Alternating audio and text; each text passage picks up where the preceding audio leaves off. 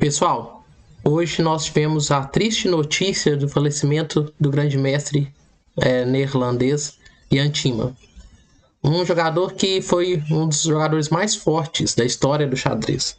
Ele foi um dos melhores jogadores desde o final da década de 70 até o início da década de 90. 9 vezes campeão holandês e, além disso, um jogador que chegou a disputar um título mundial contra Anatoly Karpov em 93 pela FIDE. Aqui no canal já tem essa partida, um fragmento dessa partida, porque o Jan Timman aqui ele faz um dos 110 lances mais fantásticos da história do xadrez. E a vítima é ninguém menos que Garry Kasparov. Então esse vídeo vai ser uma homenagem a esse grande jogador que talvez ficou mais conhecido por perder uma partida contra o grande jogador Nigel Short, aquela partida imortal onde o Short sai caminhando o rei em direção ao rei do Jan Timman. Mas o nosso vídeo hoje é para homenagear esse grande jogador e mostrar que ele também fazia partidas imortais contra ninguém menos que talvez o maior jogador da história, Garry Kasparov. Nessa partida, Jan Timman joga o lance E4, Kasparov joga E5. Já é uma novidade, né? Podemos dizer assim, porque o Kasparov jogava muito siciliano, aqui ele joga E5. Jan Timman vai para cavalo F3, cavalo C6, bispo B5. Super clássico. A Ruy Lopes, talvez a abertura mais famosa da história do xadrez, né? Então aqui vem A6, a defesa morfe, exigindo a resposta do bispo. Jan Timman aqui joga bispo A4, cavalo F6, indo para uma espécie de Berlim. Então vem roque, bispo E7. Nós estamos agora na variante fechada da Ruy Lopes. Então vem torre E1, B5.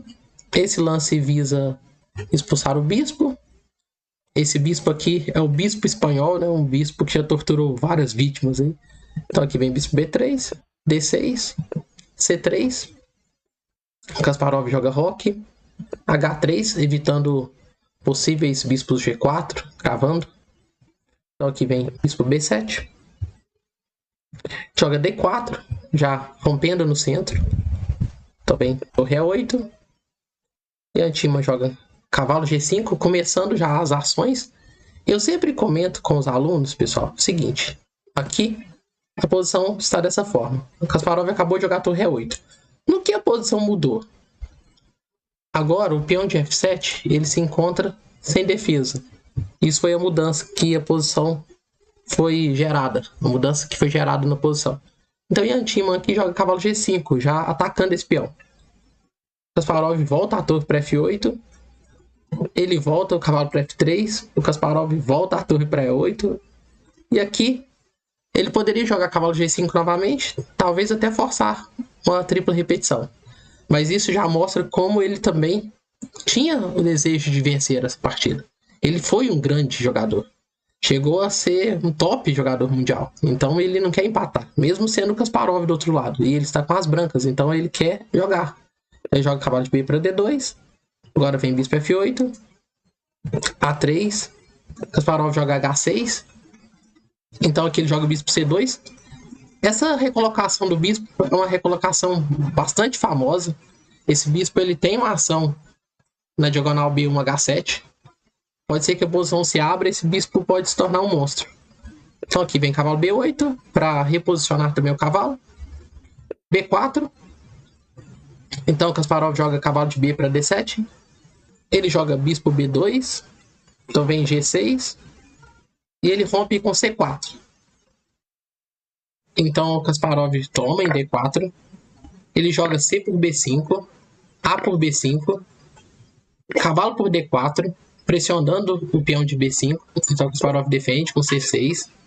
Ele rompe com A4. Então a gente vê como ele está brigando pela iniciativa. Após B tomar 4. Bispo tomar 4. Dama B6.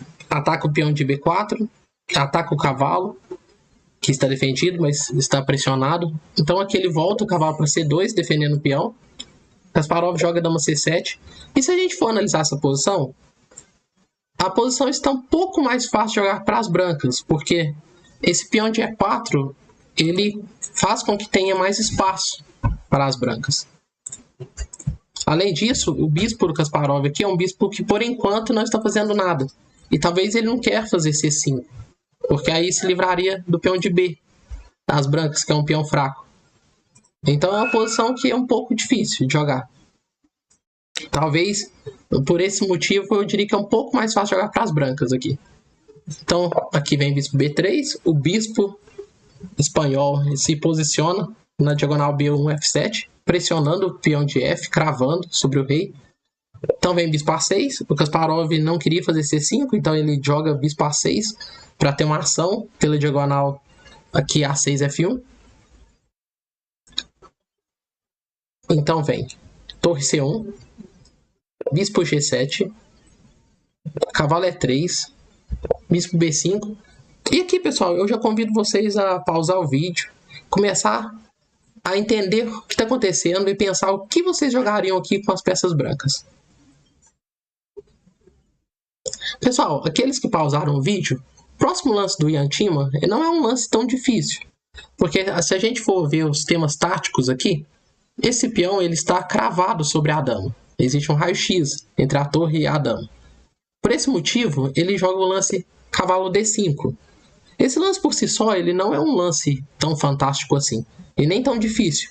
Porém, esse lance é um lance muito bom, porque ele vai trocar as peças que estão defendendo o rei do Kasparov. Então aqui vem cavalo por D5, bispo toma G7, ele consegue trocar o melhor defensor do rei preto. Então rei por G7, é por D5, e aqui nós começamos a ver como que agora a posição do rei do Kasparov já é uma posição mais insegura. Além disso, existe agora pressão no peão de C6. A coluna S abriu. Então as peças brancas elas começam a ficar muito mais ativas.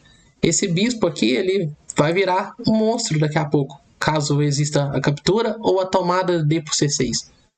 Então aqui na partida jogou cavalo E5, ele joga aqui cavalo E4, que é um lance que deixa dar um duplo. Então olha que lance muito interessante. Cavalo D3 dá o duplo. Então ele joga dama D2. Agora vocês podem ver que o computador, a barrinha aí desceu, então diz que as pretas estão melhores, mas é uma posição bem difícil de jogar. Por exemplo, se você toma o cavalo em C1, seguiria dama D4 cheque, você precisa agora entregar um peão de F, e não pode tomar aqui de dama, que é um lance ruim, porque o rei se esconde H7, e agora se você tomar aqui, você perde o cavalo, de E4.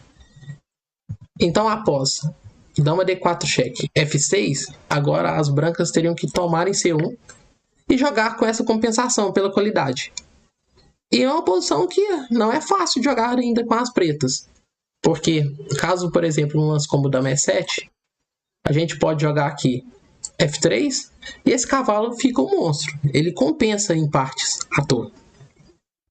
Mas nada disso seguiu na partida. Depois de dama D2, o Kasparov aqui, ele não toma nenhuma das duas torres. Por exemplo, se ele toma a torre de E, agora já seria diferente, porque agora seguiria dama B2 cheque.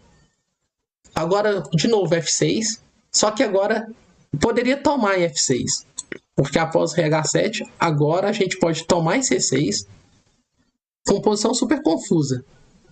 Existe pressão agora na casa F7, existe pressão nesse cavalo, e se você tenta salvar o cavalo, por exemplo, com o cavalo D3, bispo F7 é um lance muito forte.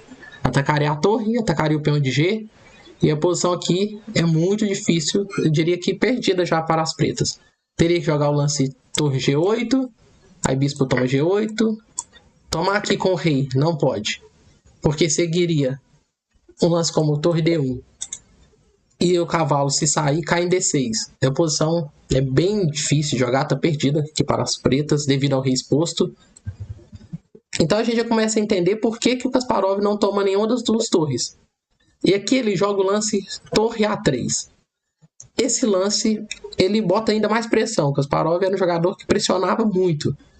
Agora existe uma pressão no bispo, além do ataque nas duas torres. E nessa posição, nos vídeos antigos aqui do canal, quem é assíduo aqui mais tempo, lembra que eu sempre falava assim: e nessa posição o Ian Timman vai realizar a nossa jogada fantástica. Pessoal, Nessa posição aqui, Ian Thiemann vai realizar uma das jogadas mais fantásticas da história do xadrez.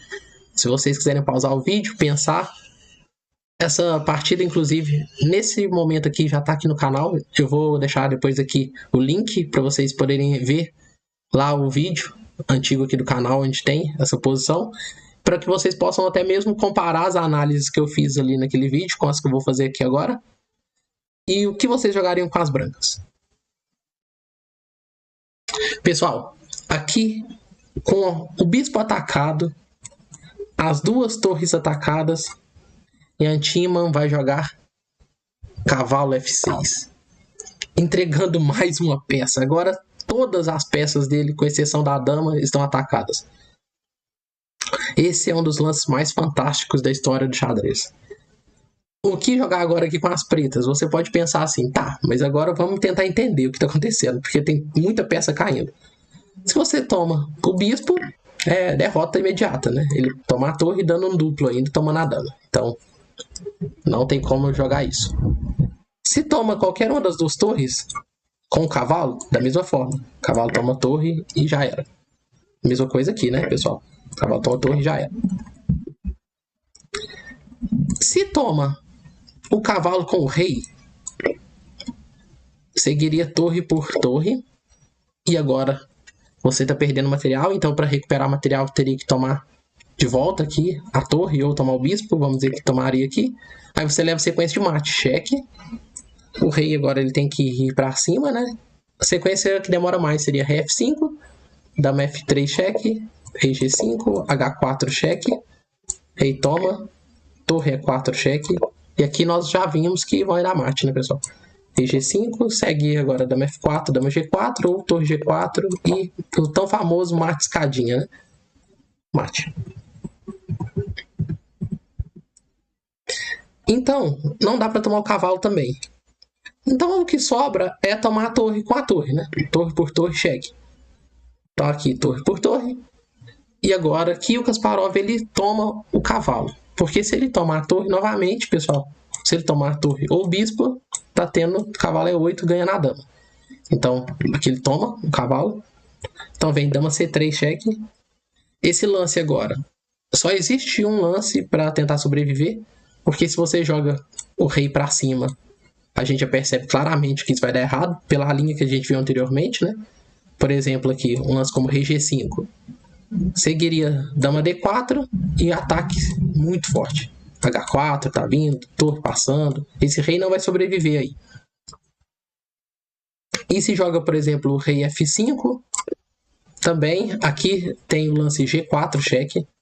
E esse rei também não vai sobreviver, pessoal. Se joga, por exemplo, um lance como rei F4, dama F6 já é checkmate. Trazer o rei para o meio do tabuleiro, para cima das peças brancas, não é uma opção. Então aqui a única opção que tem é jogar cavalo E5. Então aqui vem F4. Mas o Kasparov provavelmente já tinha calculado essa posição. E ele achava que aqui ele teria o lance bispo A4. Esse lance eu acho que é o lance que ele já tinha calculado e que ele contava com esse lance para tentar ficar bem, né? Por que você joga F por E5 cheque, que foi o lance da partida, D por E5? Como seguir nessa posição, pessoal? Mais um momento para vocês pausarem o vídeo e pensar o que fazer com as peças brancas. Eu garanto para vocês que só existe um lance aqui que refuta o plano do Kasparov. Do contrário, vocês vão ficar perdidos aqui com as brancas. Pessoal, espero que vocês tenham pausado o vídeo. O lance que refuta o bispo A4 que o Kasparov tinha preparado, achando que essa posição estava boa para ele, é o incrível lance D6. Esse lance é fantástico. O que esse lance faz? Ele ataca a dama, ao mesmo tempo que corta a conexão da dama com o peão de E5. Ou seja, se a dama não capturar o peão, nós temos dama por E5, checkmate. E o que acontece se dama por D6? Que foi o que aconteceu na partida. Agora ele tem dama F3 cheque. E agora o rei do Kasparov vai levar mate ou um ataque muito forte. Se você joga, por exemplo, aqui, rei G5, existe uma sequência de mate, que é jogando H4 cheque, rei toma H4, torre E4 cheque, e aqui rei G5 única. Aí você pode escolher, né? Vamos dar mate assim, né? O mesmo mate que a gente já tinha visto, né? Dama H3 mate. se você joga para G7, também mais fácil ainda, né? Agora existe a ação do bispo também sobre F7. O bispo espanhol, né? Que tantas vidas ele tirou. E dama G8 mate. Então após dama F3, tem que jogar rei E7 única, para não levar mate. Dama por F7 cheque, rei D8. E aqui torre D1 cravando a dama. Mas ainda não acabou. Kasparov ainda tinha um truque aqui na manga. Ele joga torre A1, uma contra cravada. Mas após dama F6, ele abandona a partida. Agora a dama vai cair inevitavelmente e Antiman vence uma partida extraordinária.